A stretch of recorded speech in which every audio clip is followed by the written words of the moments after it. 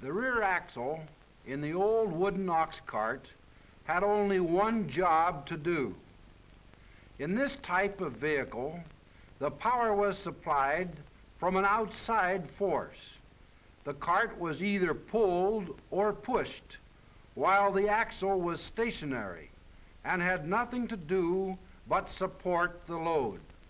With the coming of the automobile, it became necessary to transmit the power of the engine to the rear wheels. So room was made for a shaft to transmit this power. Next, room had to be made so that the differential, ring gears, and pinions could be inserted. Of course, when this was done, a strong connection had to be made to join the two tubes together. Chevrolet engineers built a strong cantilever bridge across the cut in the axle, making it even stronger than the old solid axle. The three units of the rear axle housing, the bridge, and the two tubes are firmly assembled into one complete, sturdy unit. Chevrolet engineers realized that this part of the axle should be easily accessible from the outside, so an inspection plate was placed over the rear of this banjo construction. The rear axle now became merely an axle housing to support the load. Next, gears were added to transmit the engine power to the axle shafts and wheels. All these axle shafts have to do is turn the wheels. They do not bear the weight of the load, as it is borne by this husky axle housing. One of the outstanding features of Chevrolet's new full floating rear axle is the barrel-shaped roller bearings, which are entirely self-aligning.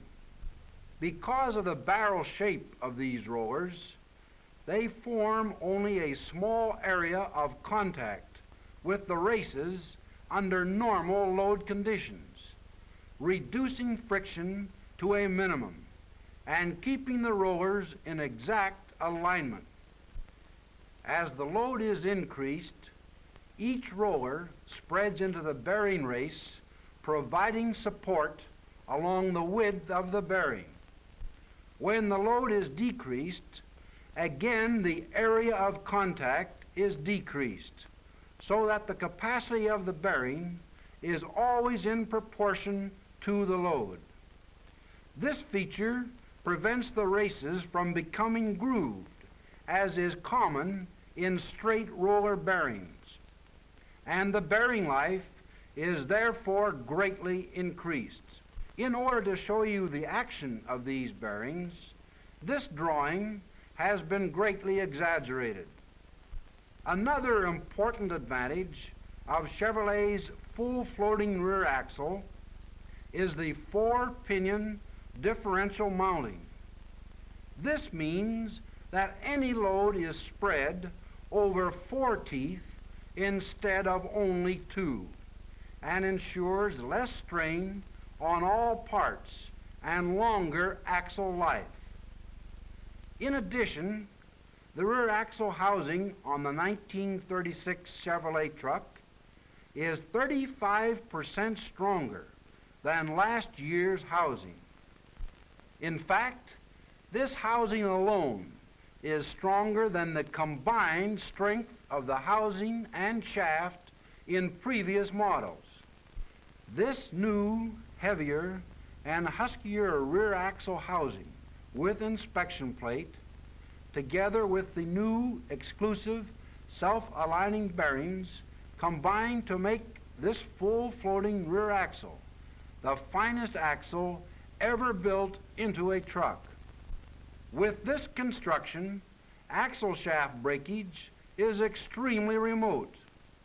But should it ever happen, the Chevrolet full floating rear axle permits easy removal and replacement of either axle shafts without taking off the wheel or removing the load.